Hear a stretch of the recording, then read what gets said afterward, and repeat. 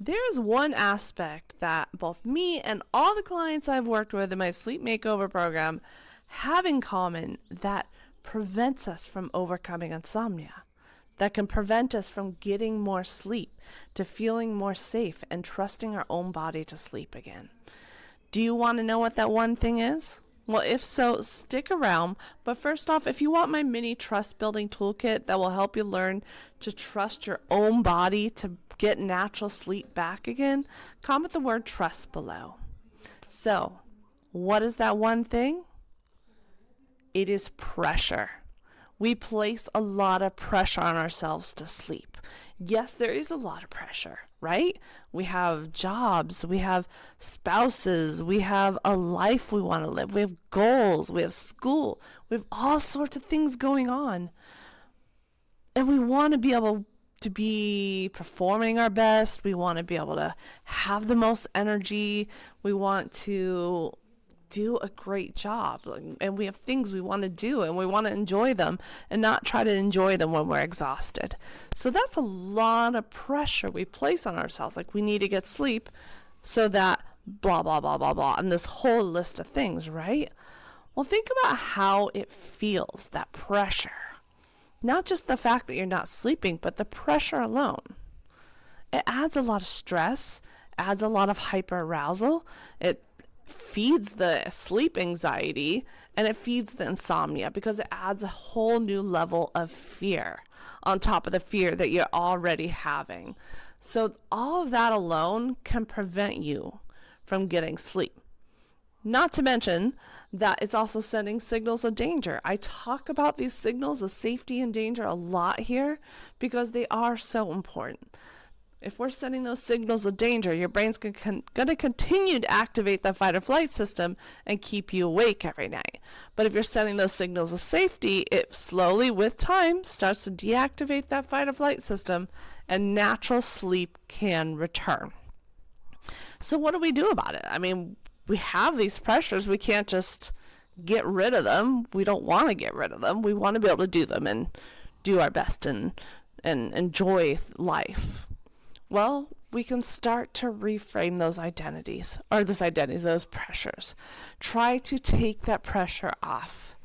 So, for example, your work. You want to be able to do a good job. You want to get promotions. You want to get better and better every single time, get promotions. Whatever it is, we place a lot of pressure on ourselves. Well, if you look back in the past, how true is this? Have you gotten through every day so far with little to no sleep? Are you getting promotions? Have you been fired? Have you maybe been told you did good at something? You did a good project, whatever it is that your work involves. You have probably had good days despite not sleeping. Yes, it sucks being tired. I know that, but we can't escape that right now. But right now, you can look at the past that you have gotten through. And you have done okay. You have completed projects. You have made deadlines, even if you're really tired some of those days. Now, that just gives us a way to take off some of the stress and pressure because we're looking at the fact that we have done okay. Yes, I know it's not perfect, but it helps you reduce that pressure. And we can do this for every single pressure. Like you're worried about you won't be able to have a good day. Well, look in the past. Or maybe you're worried you won't get through the day.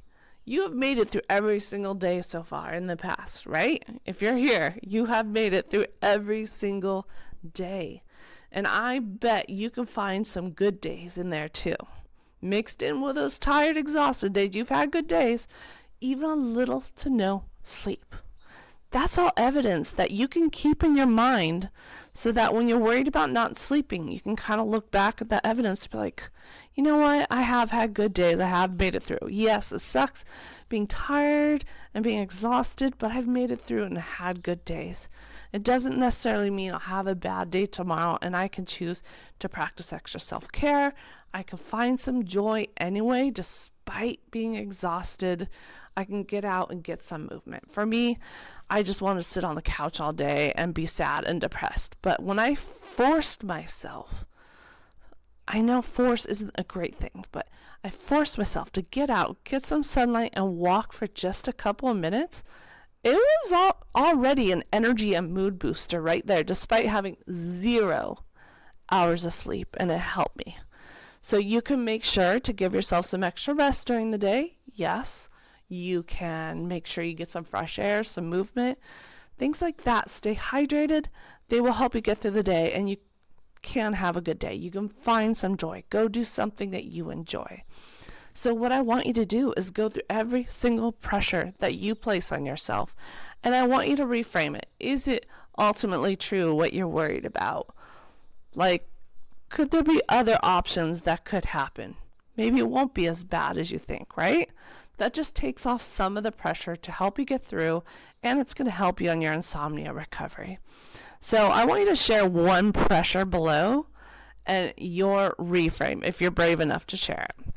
And again, if you want my mini trust building toolkit, comment the word trust below. It's going to help you build that trust in your own body so that natural sleep can return.